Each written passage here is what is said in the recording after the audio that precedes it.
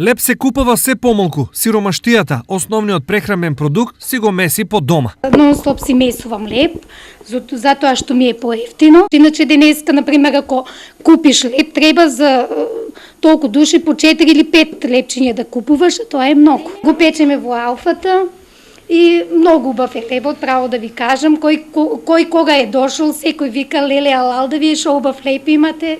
Со идентична математика се и домакинките од Зрновци. Месам си. Добро. Зошто? Поевтино е.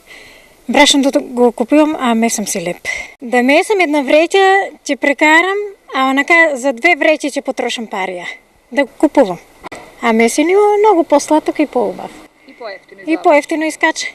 Токму и поради ова, дури 52% од домакинките во источниот регион наместо да купуваат, лебот го месат сами, што значително ја покачи потрошувачката на брашно. Според последната статистика, едно 4-члено семејство на истокот во просек купува по 5 кг леб помалку, а 9 кг брашно повеќе. За разлика од кај нас, ракавите за месење во Вардарскиот регион ги засукуваат само 21% од домакинките, во југозападниот тоа го прават 17%, додека најмалку леб се меси во Пелагонискиот, само 12% од домакинствата.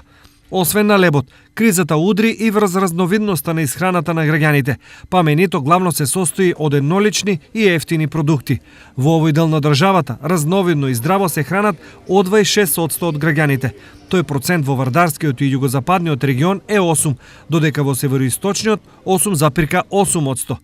Ова е вака во моментов, но за воиднина може да биде и бетер, зашто кризата ги качува цените секој ден, поради што се помалку луѓе имаат пари дури и за леп. За разновидна и квалитетна исхрана веќе никој и не прави муабет.